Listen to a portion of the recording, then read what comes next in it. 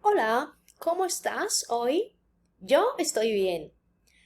I'm recording this video to introduce impersonal forms of verbs, that is to say, verbs with the pronoun se plus the verb conjugated in third person. Se más verbos en tercera persona. Here you have an example. ¿Cómo se dice pineapple en español? ¿Cómo se dice? So you are using an impersonal form here with pronoun se and the verb decir, to say, conjugated in third person.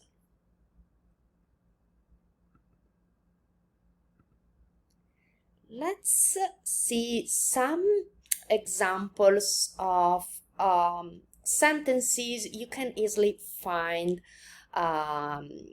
conjugated in this way. For example, this is a notice that you can find on the door of stores and shops. Se habla español. Or you can also find aquí, here, aquí se habla español. So in English, we would translate this as Spanish is spoken here.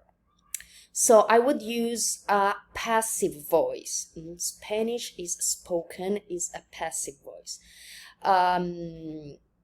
But in Spanish, we use this impersonal form, se plus third person, habla, se habla.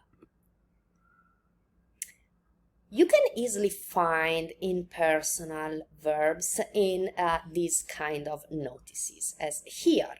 No se permite comida o bebida. A partir de este punto. No se permite. In English, no food or drink allowed. No food or drink is allowed beyond this point. This is again a passive voice in English. Another example. Se prohíbe nadar. Se prohíbe nadar. No swimming. Or swimming is forbidden. Prohibir means to forbid. Se prohíbe is forbidden.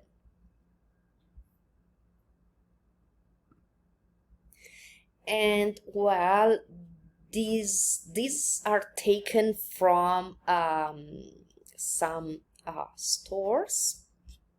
Se arreglan electrodomésticos. Se arreglan. So we fix or we repair appliances, electric appliances. Se arreglan.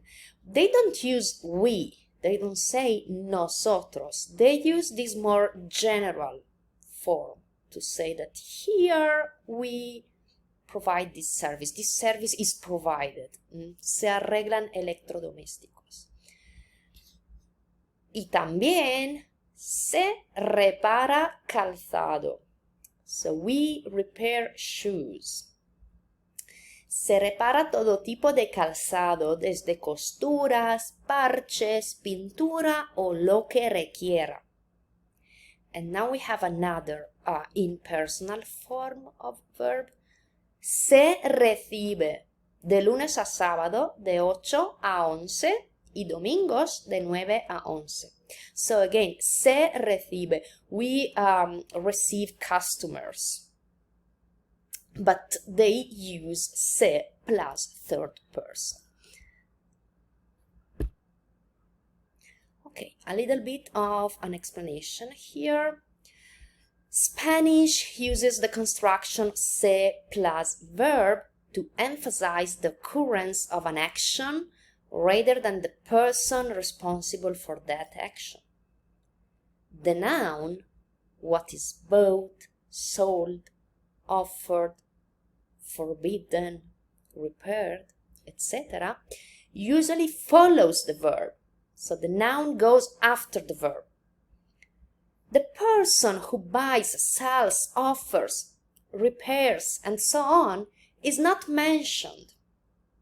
This is normally expressed in English with the passive voice, is, are, plus past participle. So, again, some examples.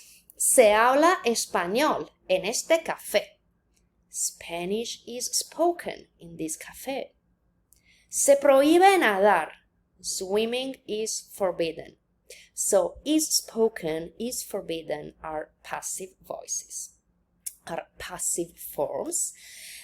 In Spanish, we use this construction, se plus verb in third person. Very important, use a singular verb with a singular noun, with singular nouns, and a plural verb with plural nouns. If the verb is followed by a singular noun, then the verb will go in third person singular. When the verb is followed by a plural noun, the verb must be in third person plural.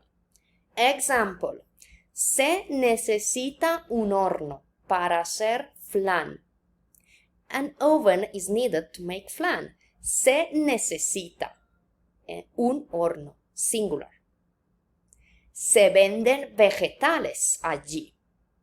Se venden, plural, because vegetales es plural. It's plural.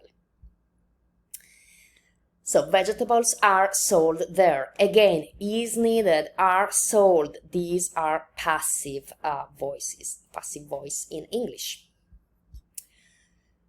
One more thing. Use a singular verb when the se plus verb construction is followed by an adverb, an infinitive, or a clause.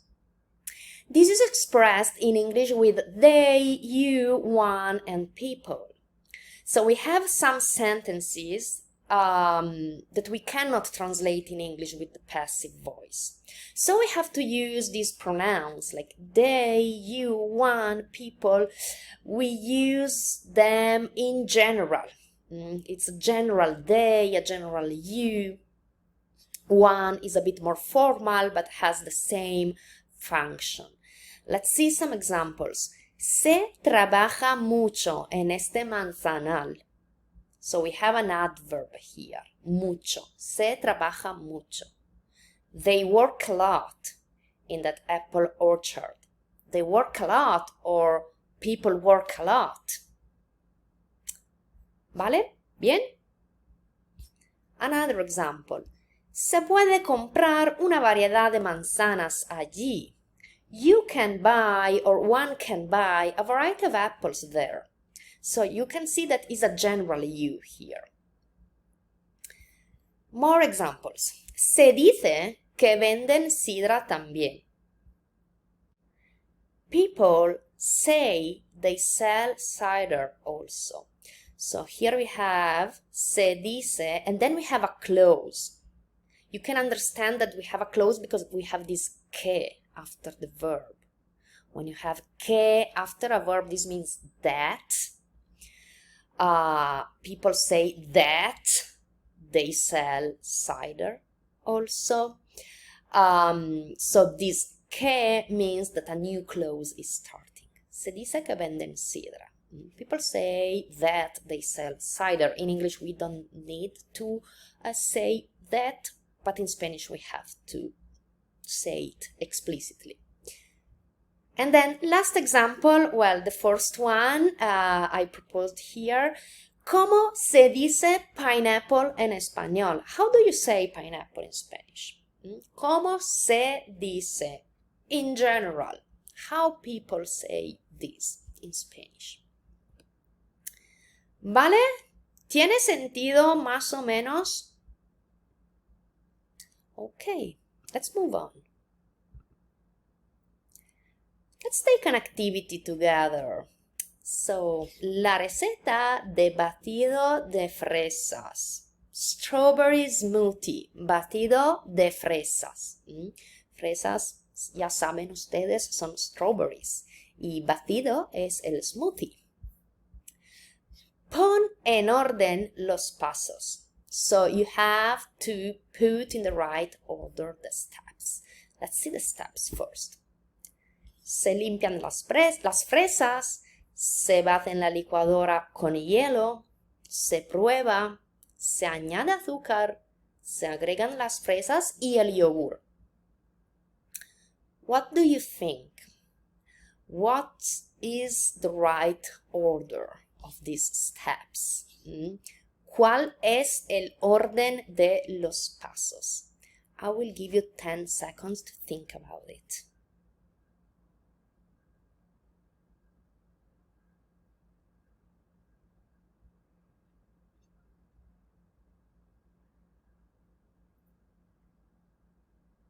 Bien, ¿qué tal? ¿Has terminado? Vamos a ver la solución. El orden correcto es 1. Se limpian las fresas. Please note the plural verb with the plural noun after. 2. Se agregan las fresas y el yogur. 3. Se añade azúcar. 4. Se bate en la licuadora con hielo. 5. Se prueba. Muy bien, y hemos terminado. So, as last example for this topic, I will now introduce a recipe. I will present the recipe of my favorite dish, mi plato favorito. Mi plato favorito es la parmesana de berenjenas. Eggplant parmesan.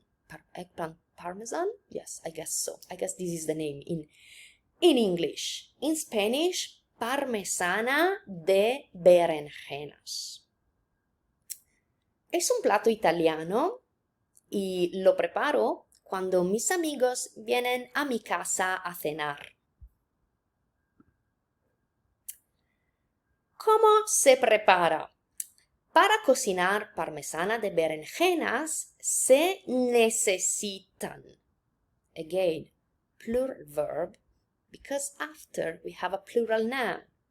2 berenjenas, salsa de tomate, queso mozzarella, queso parmesano, pan rallado, cebolla, aceite de maní, peanut, aceite extra virgen de oliva, sal y pimienta. Estos son los ingredientes. Vamos a ver cómo se prepara. Primero, se prepara la salsa de tomate. Se corta la cebolla en rodajas.